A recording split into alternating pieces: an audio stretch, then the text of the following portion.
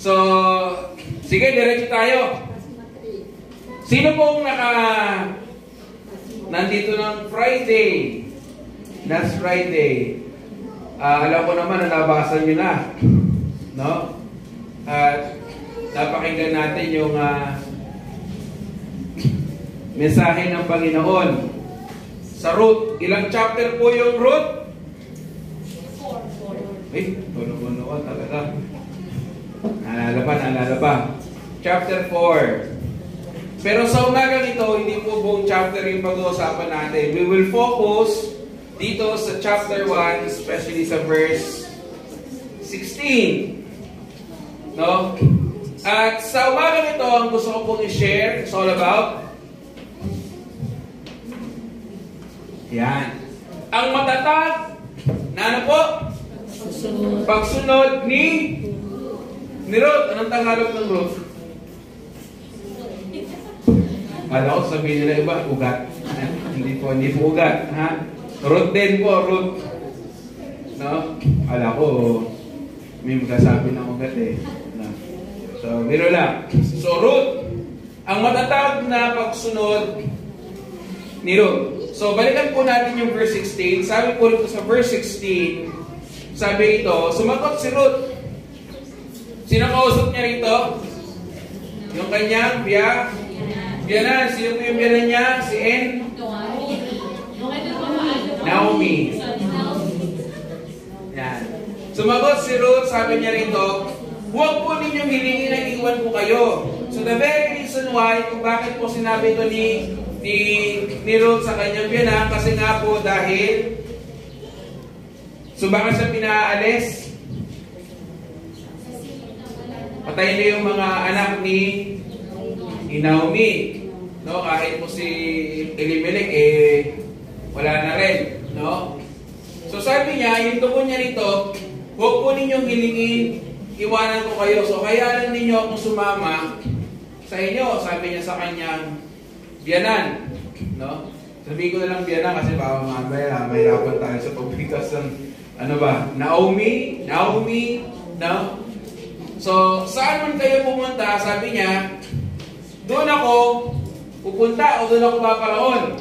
Kumbaga, parang sinasabi niya sa kanyang biyanan, pwede na lang, no? For example na lang, Nay, Inang, no, Mother, Mommy, kung saan kayo pupunta, doon na lang din ako pupunta. No? So, kung saan kayo tumira, doon din ako titira. Kung saan po kayo pupunta, kasama ako sa inyo. Kung saan kayo titira, doon na lang din po ako titira. No? So, ang inyong bayan, ito po, no? Ang inyong bayan, magiging aking bayan. No? Ang inyong Diyos, ang magiging aking Diyos. So, dito po, una po sa lahat, si Ruth po ay isa sa mga kahangahangang karakter na sa Bible at isa sa dalawang babae lamang na pinangalanan sa Biblia. Tama ba? Ito parang hindi sure. Una si Ruth at yung isa ay si letter E. Esther. Pansin niyo po ba? Dadalawa lang. Diba? Ruth at si Esther. No? Pero tatakot po tayo doon. No, sa pagbabasa rin po ng doon. Pero punta muna tayo uli kay Ruth. Isa sa dalawang babaeng pinangalanan. No? Diyan sa Biblia. So hindi po siya nakilala dahil sa kanyang nakaraan.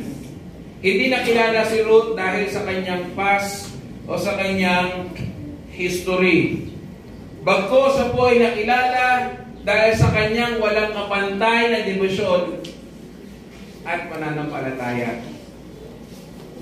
Bilang siya, o bilang lingkod, o bilang tauhan, o bilang karakter, at especially bilang si Ruth. At ang kagandahan ng kanyang mga salita ay nagpapakita ng isang pusong ganap na nakatuon sa Diyos. at sa kanyang bayan. So ngayon po sa umagang ito ay muli nating sisiyasatin yung mensahe ng istorya ng buhay ni Ruth, no? So kung paano rin yung pagkilos ng Panginoon sa pangyayaring iyon, no? So sa kanyang titignan po natin yung mga naging desisyon sa buhay ni Ruth. Una, yung kanyang pagtalikod sa Moab, yung kanyang determinasyon na sundan yung kanyang binan na si Naomi, at ang kanyang bayan o ang bayan ng Diyos, no? At ang kanyang pagpiling yakapin, yun nga, no? Yung bayan ng Diyos. Una po sa lahat, si Ruth po ay isang Moabita o Moabites, no? Isang rehiyon sa silangan ng Israel sa kabila ng Ilog Jordan. At ang mga Moabita o mga Moabites ay mga inapo ni Lot. Basahin po natin sa Genesis. Punta po tayo sa Genesis. Sabi rito, nakaanak ng lalaki ang panganay at tinawag niyang Moab. Siya ang ninuno ng mga Moabites o Moabita. So, sa madaling salita, itong si Ruth o yung kabuuan ng mga Moabites o mga Moabita, sila po ay mga inapo ni Lot. Way back po doon sa Genesis. At mayroong kasaysayan at tensyon sa pagitan po ng mga Israelites at ng mga Moabites. Israelita at mga Moabita. Ang mga Moabita po ay tinuturing na isang bansang sumasamba sa mga Diyosan. Sila po ay mga pagan, pagano. So kapag sinabing pagano, again, sila po yung mga sumasamba sa mga small d. Mga Diyos-Diyosan.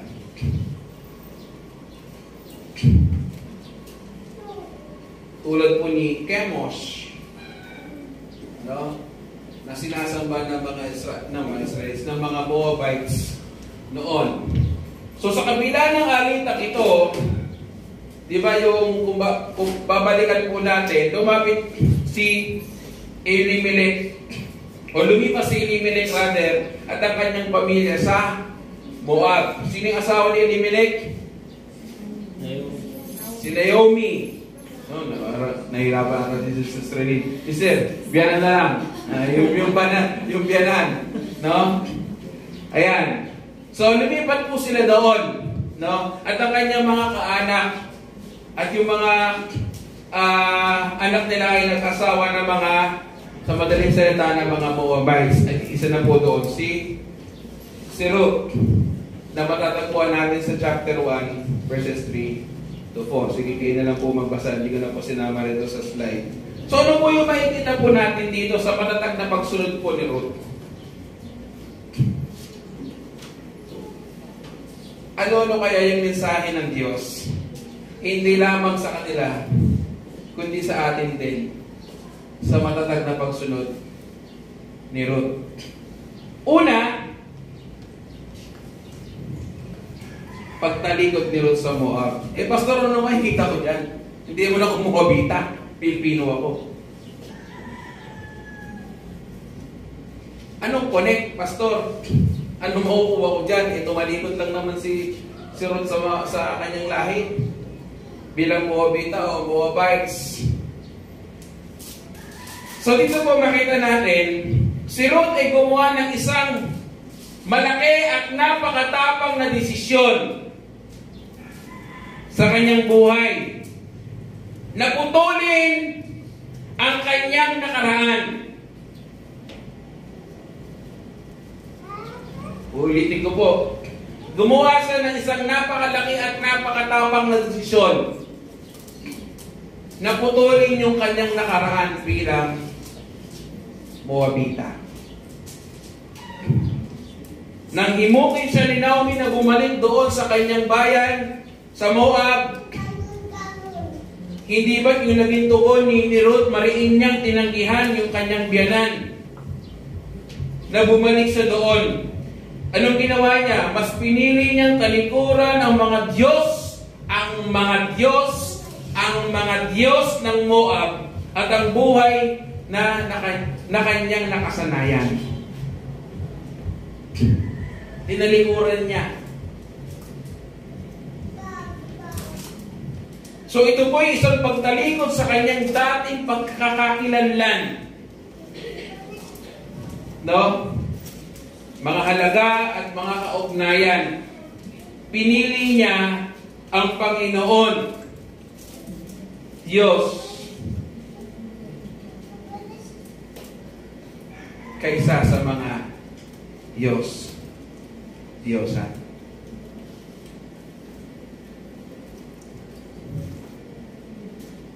So ano ba yung pinakatinalikuran? Balikan natin. Ano ba yung pinakatinalikuran dyan ni Ruth?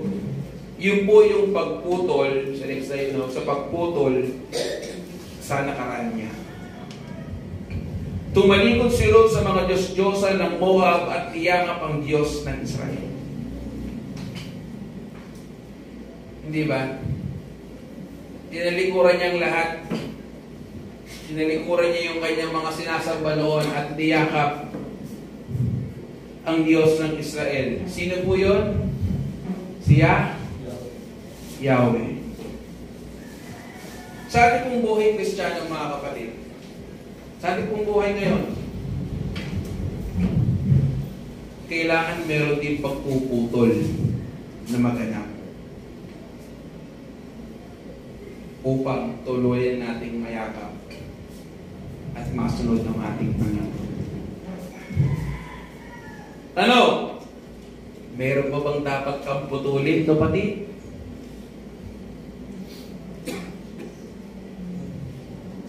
Meron pa bang dapat talikuran pa? Na kung saan fully hindi mo maibigay yung buhay sa Panginoon?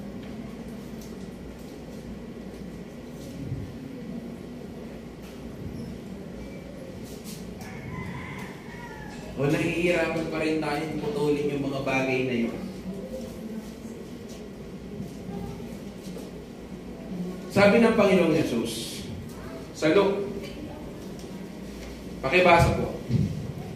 Sinabi niya sa kanila, sino mang nagnanais sumunod sa akin, ay kinakailangan itakwil ang kanyang sarili sa kanyang araw-araw at sumunod sa akin. So napakalino ng sinabi ng Panginoon, kung usapang pagtalikod at pagputol at desisyon na pagsunod sa Panginoon, sabi ng Panginoong Jesucristo rito, at sinabi niya sa kanilang lahat, ang sino man nagnanais. Tanong, ninanais mo ba, kapatid, na sumunod kay Lord? Amen. Sabi ng Panginoon, kinakailangan daw na itakwil niya ang kanyang sarili.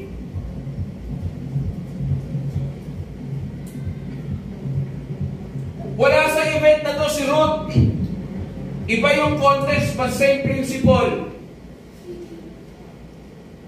Kung gusto natin malayang sundin ang Panginoon sa buhay natin, dapat meron din tayong matibay na desisyon na talikuran na yung lahat. Talikuran na yung dati nating buhay. Katulad ng pagyakap ni Ruth sa bayan ng Israel at sa Diyos ng Israel, ay dapat din nating yakapin yung Kristo Jesus na siya tumubo sa atin at nagbigay ng buhay sa atin. Mahirap sumunod sa Panginoon kung may mga bagay talaga na hindi pa natin maiwaksi. Mahirap din na maging kagamit-gamit kay Lord mightily kung may mga bagay pa rin na inaalagaan pa rin tayo. Hello?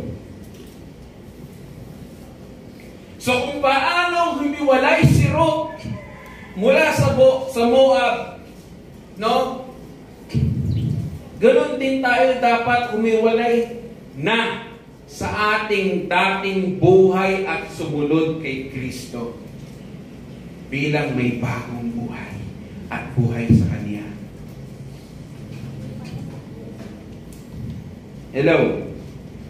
Kaya nga po sabi po ni Apostle Paul, punta po tayo sa Pilipos.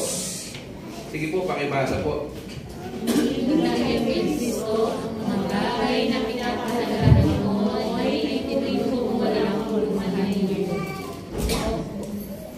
po. Oo, tinutuwing ko walang pagmamahay ng bagay na bilang kapatid na lalong mahalaga ang pagkakilala kay Kristo Jesus sa aking Panginoon. Ang lahat ng bagay ay ito'y walang pagmamahay at ito'y magsusura Makatan ko lamang si Kristo.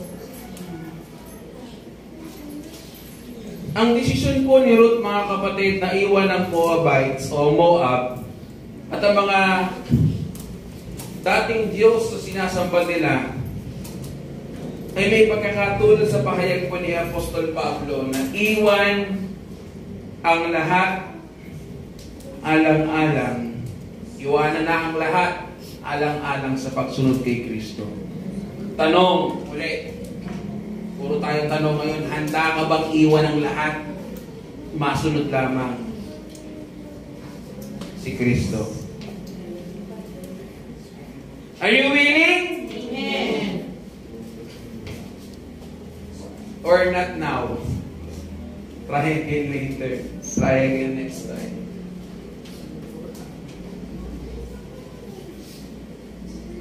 So dapat nating iwan ang ating mga quote-unquote Diyos-Diyosan. Maging ito man ay kayamanan, katayuan, o mga kasalanan na kaugalian.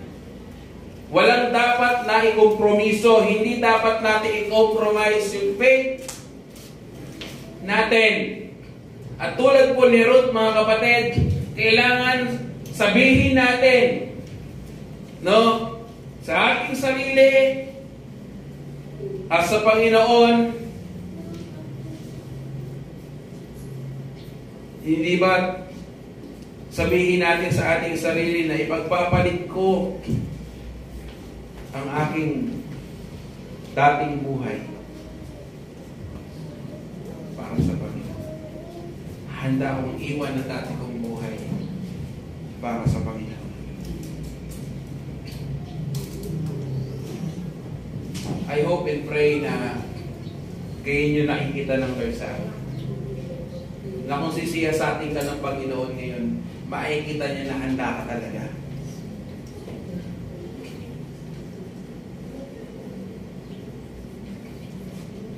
Handa ba tayo sumunod?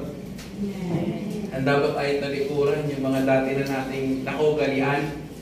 Masunod lamang yung Kristo Jesus, yung ating Panginoon at tagapagligtas. Again, mga kapatid,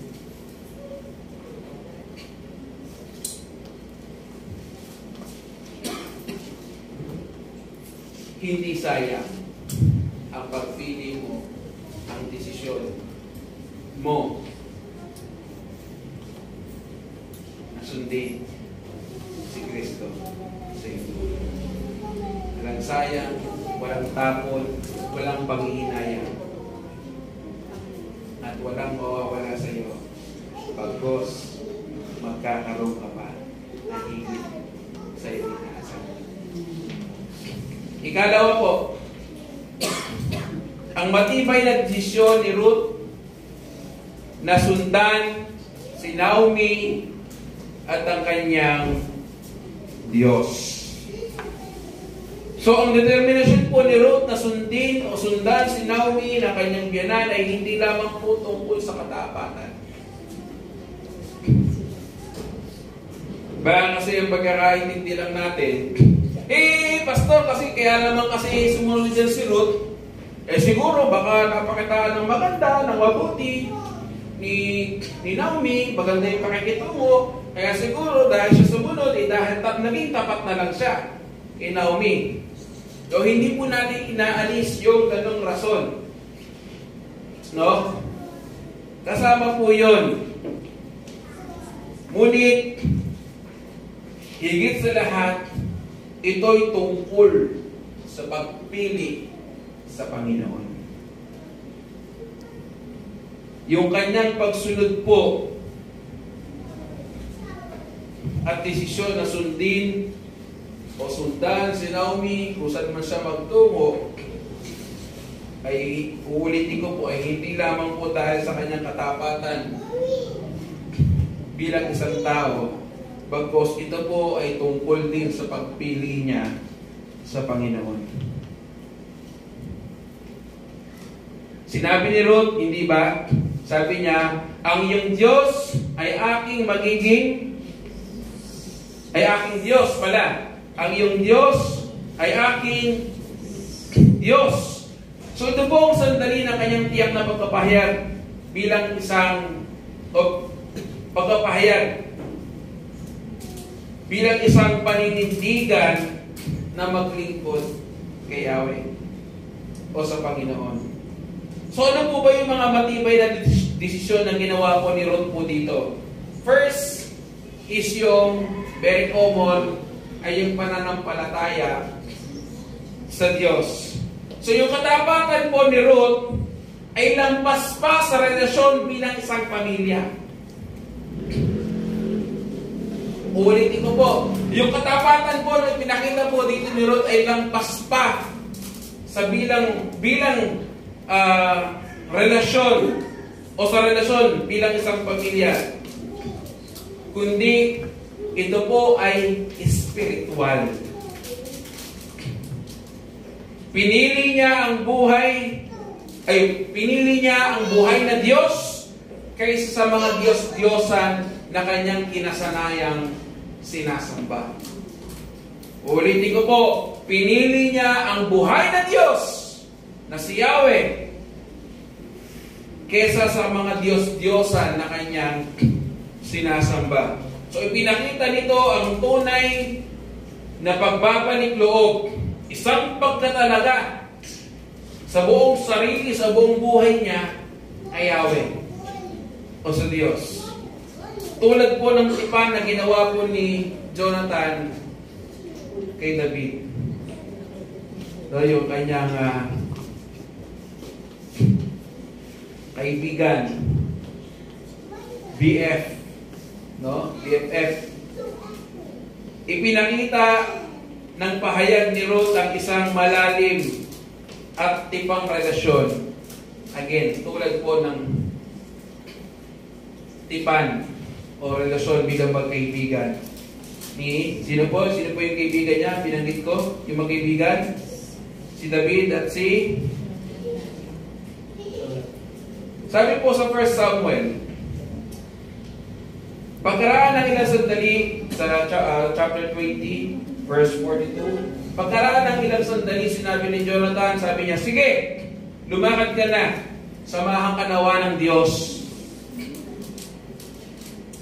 Tulungan nawa tayo ni Yahweh na huwag masira ang ating pangako sa isa't isa. Yung pangako nila. No? Pati ang ating mga sumunod na sa ating lahi magpakailan pa man. At naghiwalay silang dalawa, umalis na si David at umuwi naman sa lungsod ni Jonathan. So gayon din po yung ipinakita po. Same thing. Nang ginawa ni Ruth sa ang tawag ito sa tipan ni Jonathan at ni David. Gayon din po yung lalim at bigat ng kanyang pakikipagtipan. Hindi lamang po kay Naomi na kanyang biyanan, kundi higit sa lahat sa Diyos. Ikalawa, bukod sa pananampalataya sa Diyos, ito Ito po yung ikalawa, yung isang tiyak na pahayag. Tulad po ng pagpili po ni Ruth sa Diyos, kailangan din po natin ipahayag ang ating katapatan. Ito po, kay Kristo. Dito makita natin yung pagpapahayag niya ng katapatan niya sa Panginoon. Tayo po kaya kaya ba nating hayagang sabihin yung katapatan natin sa Diyos? Nasundin siya no matter what. Ano man ang mangyari, susunod ako sa iyo.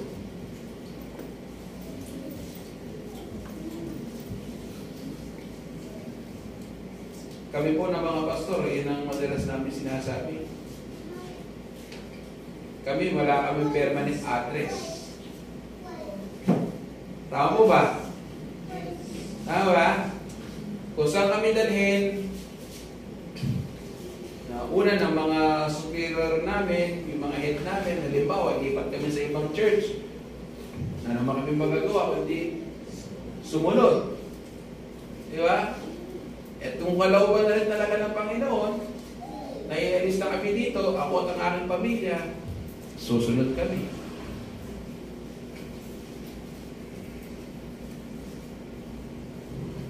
So sa paglilingkod sa Panginoon, sa matter of, again, decision. Kung ikaw ay susunod o hindi.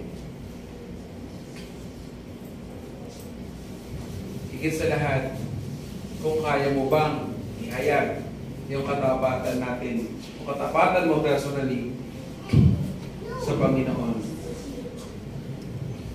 So dito po, ulitin ko po, kailangan din natin ipahayag ang katapatan natin kay Kristo sa ating Panginoon.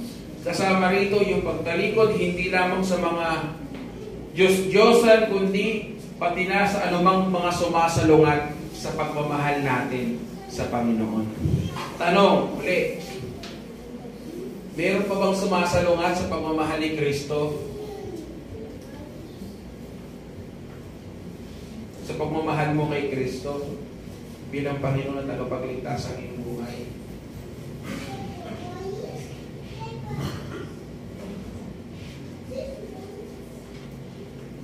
Tandaan po natin na hindi natin pwedeng pagsabayin o maaaring pagsilbihan ang Diyos at ang mundo. Kristiyano ako kapag linggo. Kapag hindi linggo, kapag Monday to Saturday, ay hindi ako Kristiyano. Makumunto muna ako. Hello? Ang pagiging Kristiyano po ay sa lahat ng aspeto.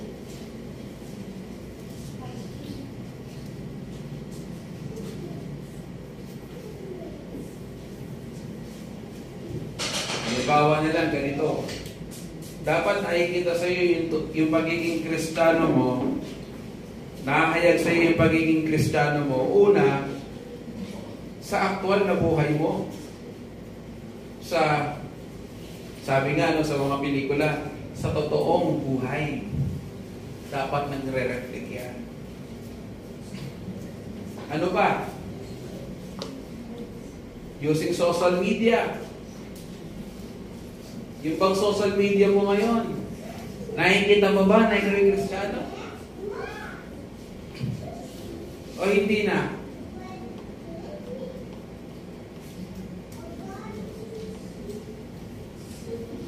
Ako personally, paano mo ako mapapaniwala ng Kristiyano ka kung laman ng social media mo wala namang kabuluhan, makumuntong bagay, walang kapahayagan kung sino si Kristo sa kanyang buhay, sa iyong buhay.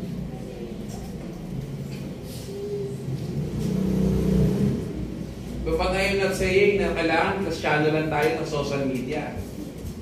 Hindi ko po dapat sa lahat ng aspeto ng iyong buhay makitaan na ikaw at ako ay kay Kristo. Hindi natin kailangan makiayon sa takbo ng mundo. Hello? Tama ba? Yung sinabi ni Paul sa Romans 12. Diba? Basahin niyo yung 1 and 2. Yung Romans 12. Sige nga po, pakibasa nga po wala po yan dito sa slide Sa Tagalog po, pakibasa po. Romans 12. Sabi po ni Apostle Paul dyan. Napakalinaw. Yung malakas po, pakibasa po.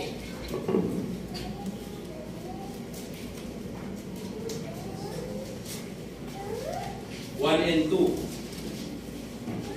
Kaya nga mga kapatid, alang-alang sa masagalang habag ng Diyos sa atin, ako'y naman namamanhig sa inyo. Ialay ninyo ang inyong sarili bilang handog na buhay, banal at kalugod-lugod sa Kanya. Amen. Ito ang karapat-dapat na pagsamba ninyo sa Diyos. Amen. Huwag kayong umayon sa takbo ng mundong ito. Amen. Mag-iba na kayo at magbago ng isip upang mabatid ninyo ang kalooban ng Diyos kung ano ang mabuti na kalulugod sa Kanya at talagang ganap. Now, ang pinakamalakas na kapahayagan na ikaw ay kay Kristo ay hindi po lamang sa salita. Sa kung paano ikaw at ako ay namumuhay.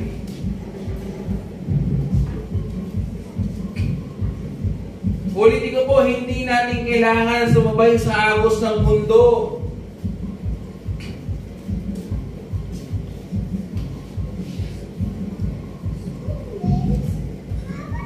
Kailangan nating ialay ang ating buhay sa Diyos na may kabanalan.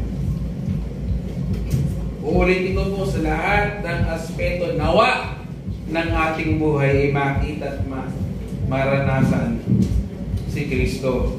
At uulitin ko po ay hindi tayo maaaring magsilbi o maglingkod sa Diyos at sa mundo. Mamili ka. Hindi mo pwedeng pagsabayin niya. Na ang iyong kanang paa ay nasa Diyos, yung kaliwang paa mo ay nasa mundo.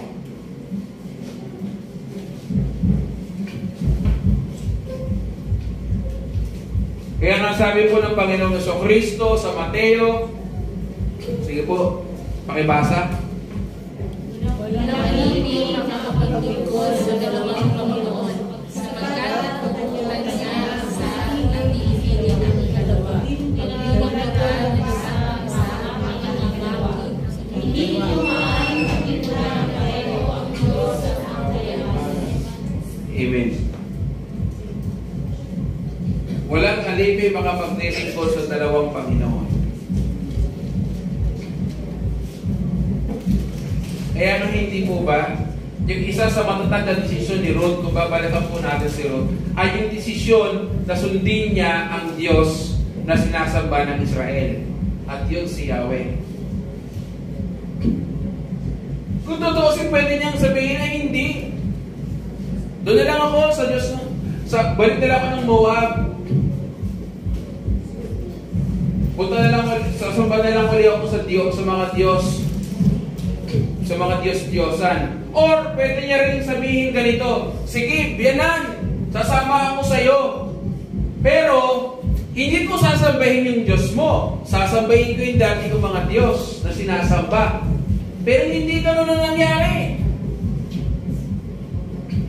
Matapang at matatag na desisyon niya na ginawa, nasundan. Samahan, sundan yung kanyang biyanan at higit sa lahat, pinili niya yakapin, sundin, paglingkuran at ang piling at piliin na sundin ang Diyos ng Israel.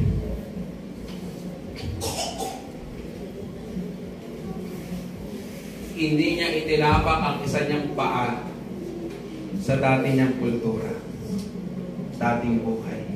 Yung dalawang paa niya ay tinapak niya sa pagsunod sa Panginoon.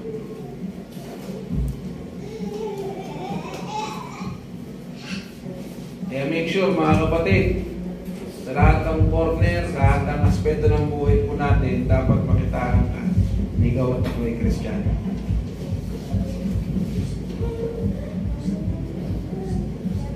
Napakalaki po ng influensya ng social media ngayon. Di ba? Imbis na si Kristo yung inihahayag natin, imbis na si Kristo yung pinapangaral natin, pinagmamalaki, pinagmamayabang natin. Kung minsan, nadadala tayo ng mundo. So, again, babalik na naman tayo sa usaping desisyon. Pili ka kung sino yung gusto mong mayahayag sa buhay mo. Si Kristo o ang Diablo? No? Ikaw na lang po makakasagot niya, kapatid. Pero ito po yung hamon sa atin. Piliin mo kung ano yung mas mabuti. Ikatlo, dito na po ako magtatapos. Bukod po doon sa matibay na desisyon ni Ruth na sundan ang kanyang biyanan na si Naomi at ang kanyang Diyos, ang pangatlo naman ay yung pagpili ni Ruth, ito po, na yakapin ang bayan ng Diyos. So hindi lamang po pinili ni Ruth ang Diyos, kundi nagpasa rin siyang manirahan sa kanyang bayan. Sinabi niya, ang iyong bayan ay aking bayan.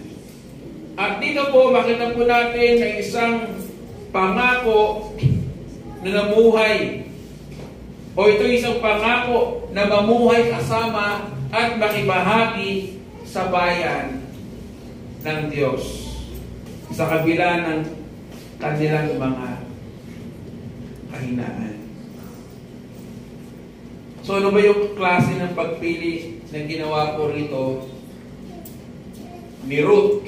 Una, very obvious, no, yung pagpili sa bayan ng Diyos. So alam po ni Ruth na ang bayan ng Diyos ay hindi perfecto. Mismo si Naomi po na isang, kumbaga, no, sa event day, naging bitter, no, at nadismaya. Ngunit pinili ni Ruth na maglakad kasama sila. Mamuhay na kasama sila. At para po sa atin bilang mga Kristiyano sa panahon ngayon, ito po ay isang paalala na tayo'y tinawag din upang mahalin ang simbahan.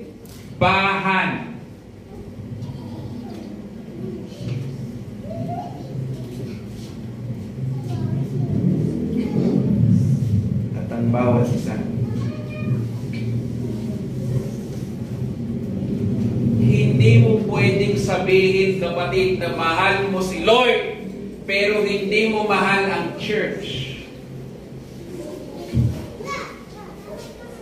Pwede kaya yun? Hello? Gising pa ba? Gising pa? Pwede mo bang sabihin na mahal mo si Lord pero hindi mo mahal ang church?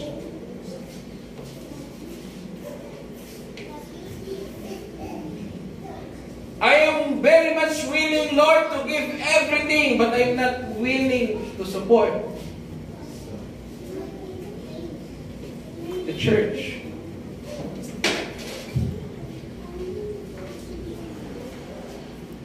Ang awkward kapag gano'n.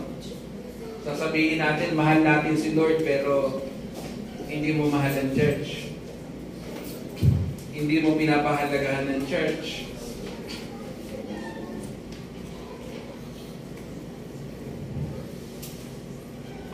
Ulitin ko po, yung pagpili po ni Ruth sa bayan ng Diyos para sa atin ang mga Kristiyano ngayon ay isang malaking paalala. Ulitin ko po, na tayo rin ay tinatawag ng Diyos upang mahalin ang Iglesia. Ating kapwa at ito, ang church. Nawa po, yun po yung maging malaking paalala po sa atin. Hindi mo pwede, kung hindi ko po, gusto ko talagang i-emphasize, hindi mo pwedeng sabihin mahal mo si Lord pero hindi mo mahal. Bakit? Ang daming Kristiyanong ganito ngayon. Walang pakialam, walang pagpapahalata sa church. Basta makapag-church lang, okay na. Hindi wala nga pakialam sa attendance niya. Mahalaga ba ang attendance natin dito every Sunday? Wala tayo sa class. Wala tayo sa school. Am I right? Hindi ko sinechikan yung attendance ninyo kung present kayo lagi o hindi. Pero si Lord ang nakatuon sa ating lahat.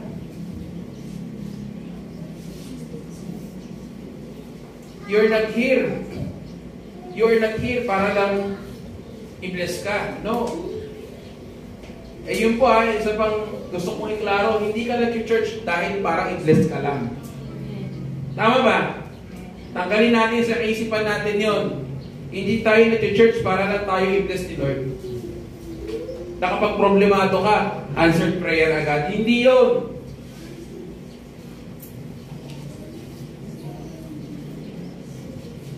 We are created, again, after, sa image, sa likeness ng Lord. We are created to worship Him, to praise Him, to extol Him, to glorify Him. Not just to ask blessing. We are not here not just to ask blessing. Tandaan po natin yan.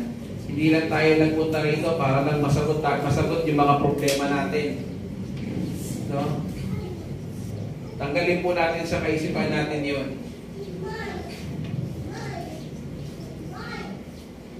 Ulitin ko po again, no? Wag nawa tayo dumating sa punto na sasabihin natin na mahal ko ang Lord pero hindi ko mahal ang church. Pagka ganun ang ating kaisipan, there's something wrong sa iyo. At tulungan nawa tayo ng Panginoon na maayos yan. Ikalawa, bukod po sa pagpili sa bayan ng Diyos, ikalawa yung pamumuhay sa komunidad o sa community. So hindi lamang pinili ni Ruth ang bayan ng Diyos sa salita. Siya po ay namuhay kasama nila. Hindi, kumbaga parang hindi siya nagpakitang Kristiyano lang sa salita.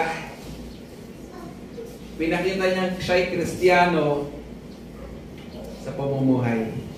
Kasama sila. Nagtrabaho sa piling nila. Naglingkod kasama nila.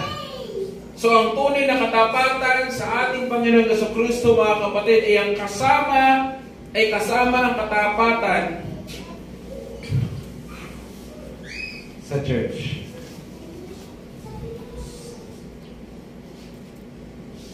Kanina, yung pinupunto ko, hindi mo pwedeng sabihin na mahal mo si Lord, pero hindi mo mahal ang church. Ngayon, ang pinupunto naman dito, hindi mo pwedeng sabihin na faithful ka kay Lord, pero hindi ka faithful sa church. Pwede ba yung faithful ka kay Lord, pero hindi ka faithful sa church?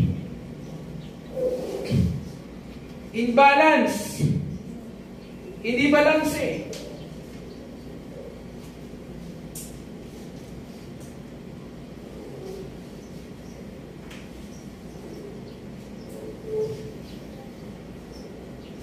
Yung ginagawa natin dito, yung mga fellowship, hindi ko na isa-isahin, lahat yun ay work ng Lord. Di ba? Hindi tayo nag-a-attend ng mga fellowship ng mga gawain dahil sinabi ng pastor o dahil nakagalian lang natin. Lahat yun ay para kay Lord. Lahat ng efforts natin, lahat ng kapaturan natin dito, lahat yun para kay Lord. Kaya kung sasabihin natin faithful ka kay Lord, dapat faithful ka rin dito. Hindi ko na iisa-isahin ha. Baka humaba tayo. Baka matesting yung Panasonic na bagong battery. Branded. Ngayon nga pala, papuri sa Panginoon, hindi na tayo every week bibili ng battery. Kasi yung battery na binili natin ngayon, branded, tsaka pwede na, rechargeable na. Panasonic. Papuri sa Panginoon. No? Kasi dati-rati, wag pero bili ko muna ng battery dun sa labas. Ito.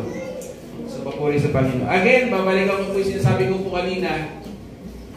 I hope and pray, mga kapatid, na kung you are faithful, kay Lord, dapat faithful ka rin. Saan? Sa ubasan. Sa ubasan ng Diyos. Inside or outside sa church. You are faithful. Amen? Amen.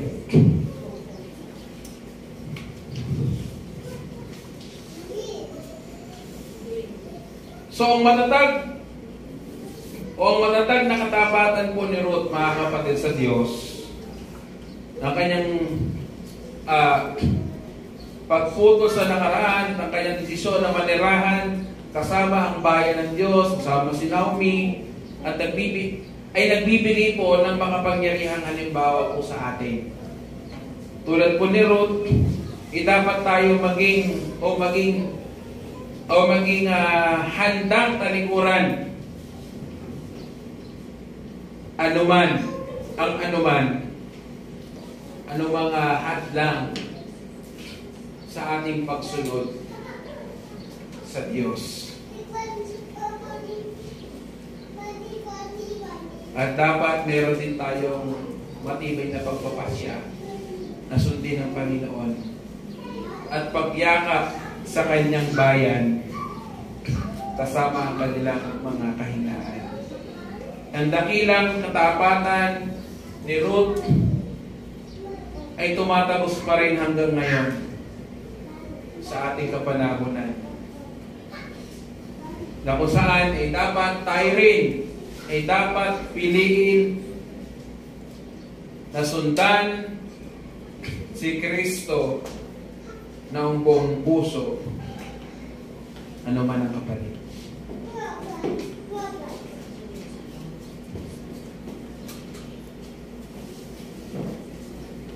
Hindi naman sa nanghingi ng kapalit nung pinili niya sundin o sundan si Naomi. Tama ba? O sige, biyanan ko. Susunod ako sa iyo. Ngunit! Walang ganon, di ba? I hope and pray na hindi tayo sumusunod sa Lord dahil meron kang ngunit. Or meron kang, ang tawag dito, meron kang, kumbaga, na sige, susunod ako sa iyo, Lord, pero just move na ako. I hope and pray na hindi po tayo na mga kapatid. Nauna po yung aplikasyon nito sa atin. Dito lang po ako magtatapos.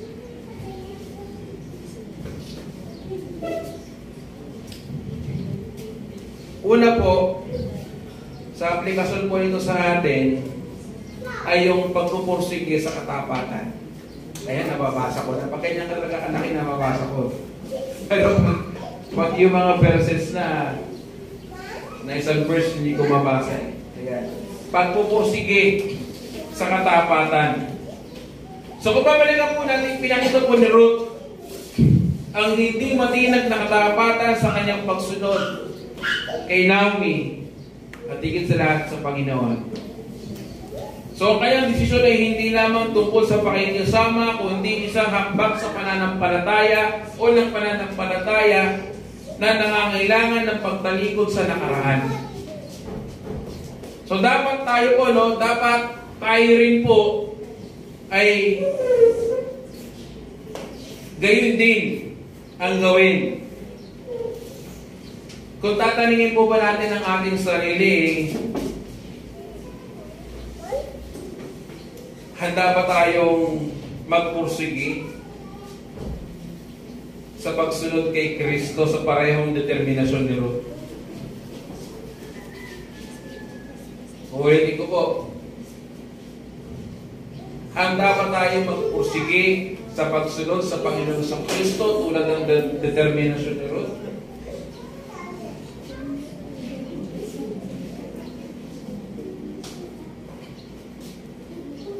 Kailangan po makakasagot niyan.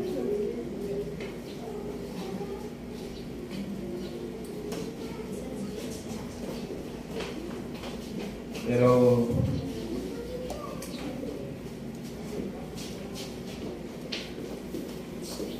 ulitin ko po, walang tao piniling isuko ang buhay sa Panginoon sa Kristo, manampalataya sa Kanya, sumunod sa Kanya, na ipinahamak ng ating Panginoon. Maaaring ngayon, hindi pa natin nakikita yung biggest picture ng plan niya for you. Pero habang tayo sumusunod ng may katapatan sa Lord, ipahikita niya yan sa'yo hanggang sa lubos nating maunawaan. At ang pagsunod sa Panginoong Hesus, sa Diyos,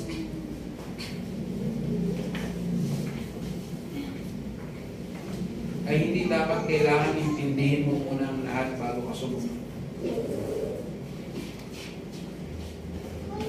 Ang daming accounts, ang daming characters sa Biblia na kung saan ipinakita nila na sila'y sumunod sa Panginoon kahit hindi nila lubos na uunawaan yung nais ng Diyos.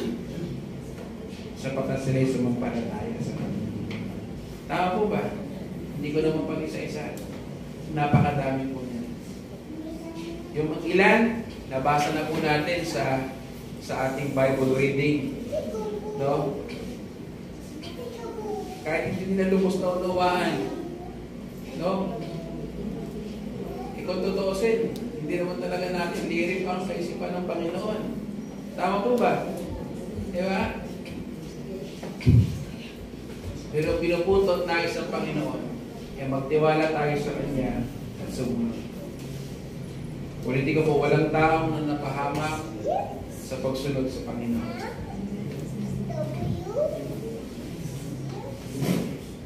Ikalawa, sa aplikasyon, relasyon sa Diyos at Kanyang bayan.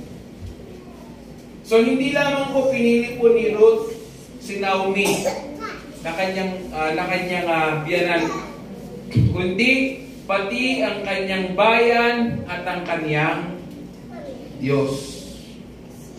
Diba? Ito'y nagpapakita na ang ating relasyon sa Diyos ay hindi pwedeng mapaghiwalay sa ating relasyon sa Kanya at sa bayan. Parang yung sinabi ko po kanina, hindi mo pwedeng sabihin mahal mo si Lord pero hindi mo mahal ang iyong kapwa at ang church.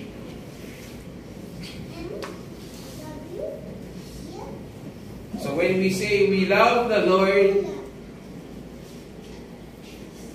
dapat mahal mo rin ang iyong kapwa at ang kanyang gawain.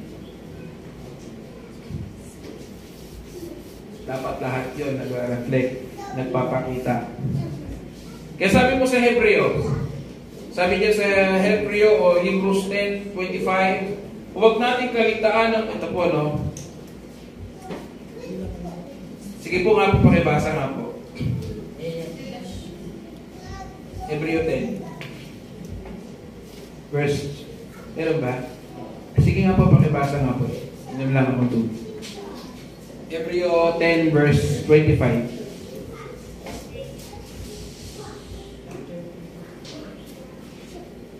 Tagalog po, may Tagalog kayo. Huwag nating kaliligtaan ang pagdalaw sa ating mga pagtitipon, gaya ng ginagawa ng ilan. Sa halip, palakasin natin ang loob ng isa't isa, lalo na ngayong nakikita nating malapit na ang araw ng Panginoon. Amen. No? So kung babalikan po natin, doon po sinabi ko pa niya, hindi lamang po pinili ni Ruth si si Naomi, kundi pinili niya ang kanyang bayan at kanyang Diyos. At ito po ay nagpapakita na ang ating relasyon sa Diyos ay hindi pwedeng mapaghiwalay sa ating relasyon sa bayan, sa ating kapwa, sa church. Kaya ang paalala sa atin dito sa Hebreo, sabi diyan, huwag nating kalilitan ng pagdalo sa ating mga pag-ibig.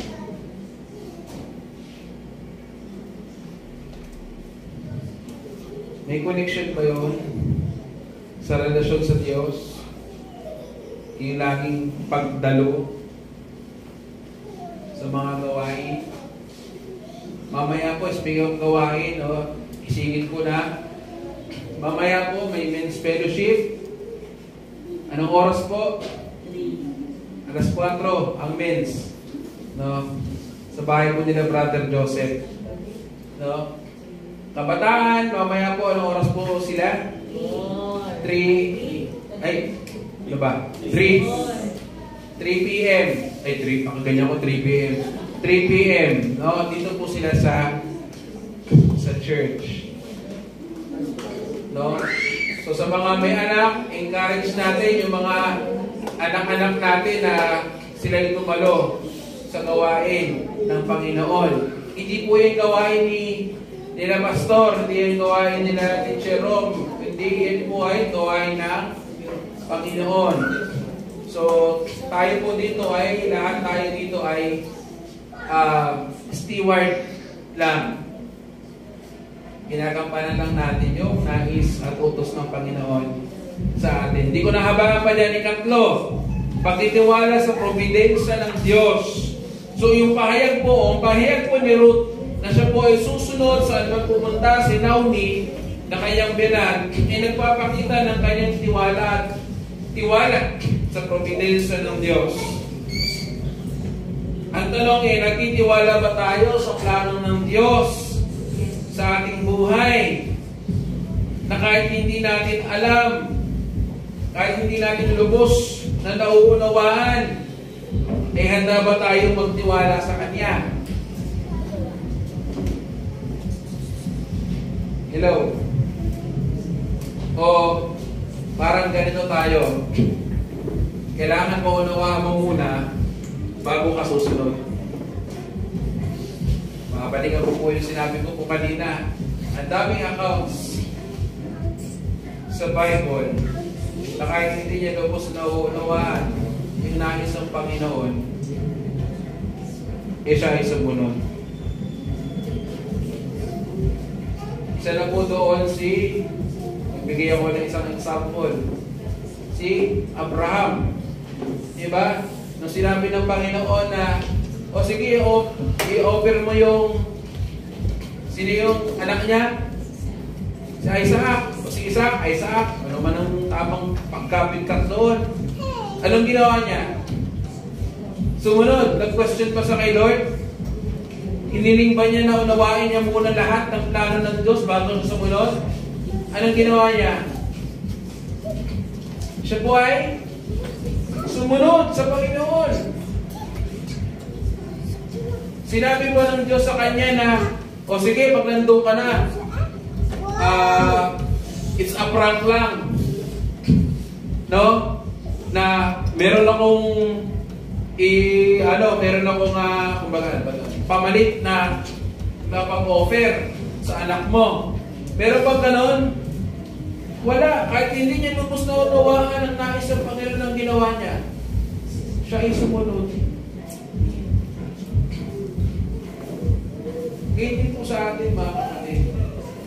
Kung talagang tayo ilubos at sumasampalataya at nagtitiwala sa Diyos, susunod tayo kahit hindi natin lubos na nauunawaan.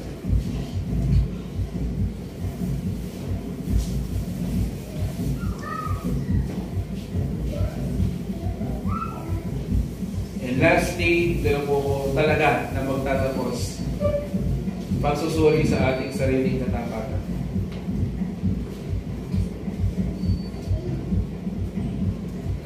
Tayo po ba ay masasabi natin tapat na talaga kay Lord?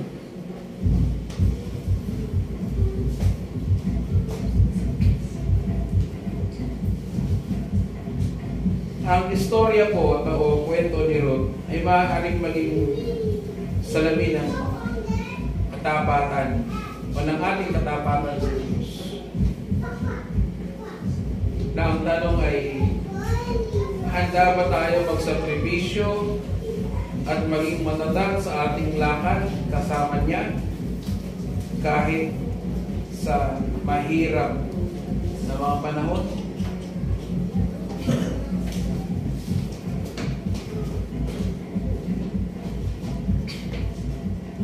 Maging tapat pa rin kaya tayo kahit sa mga mahirap na panahon ng ating pagsunod sa Diyos.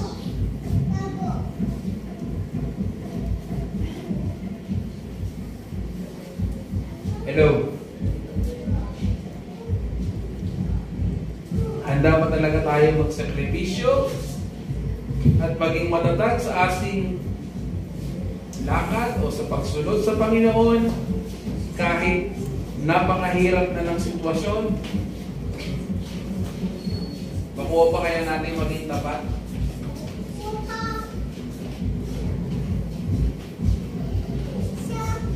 Again, ikaw at si Lord na lang makakasagot. And encourage you guys, pinili nating pasukin yung makinig na daan. Tama ba? Lahat po tayo ito yung makinig na daan, yung pinasok? Yes. Expect trials, hardships, downfall sa buhay natin. Pero sa ating pagtahang sa makimot na daan, kasama natin si Kristo. Ano man ang mangyari, ano man yung hirap ng sitwasyon, tandaan natin, sabi ng Panginoon, He will never leave us nor forsake us. Ganun tayo kamahal ng Diyos. Hanggang sa dulo, hanggang sa katapusan, kasama natin ang Diyos. Amen? Tayo manalangin. Heavenly Father, once again, thank you so much, Lord, sa buhay po ng ni Ruth, Lord, ni Naomi, Panginoon, sa nakita namin, Lord, yung na you're always at work, Panginoon. Kahit hindi naging madali, kahit mahirap yung kanilang sitwasyon, pero salamat, Lord, sa buhay mo ni Ruth na nagpaalala sa amin sa mga tamang desisyon na ginawa, Panginoon. At salamat sapagkat sa pamamagitan ng din ng kanyang buhay ay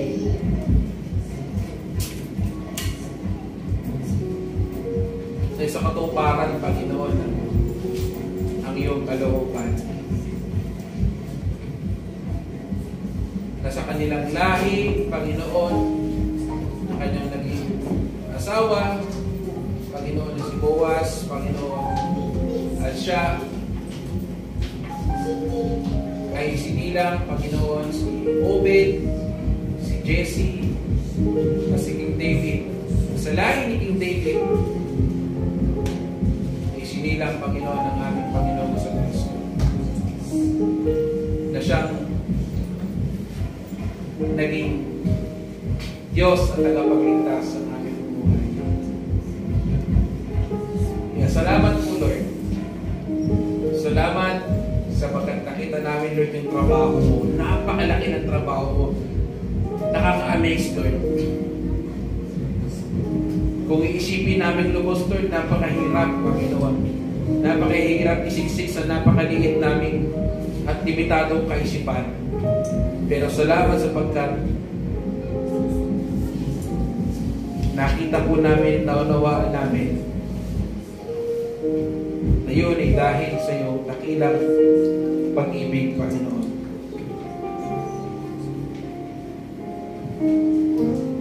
Tulungan nawa kami, O Banal Espiritu, na ano man yung mga natutunan po namin sa umagang ito ay may apply po namin sa aming pang-araw-araw ng buhay. makita at maranasan ka sa buhay natin. Salamat po. Pagpalain mo po ang iyong mga salita at maging malaking pagpapala sa buhay namin. Purihin ka, sabayin ka, dakilain ka. Ito po ang aming panalangin sa pangalan ng Jesus.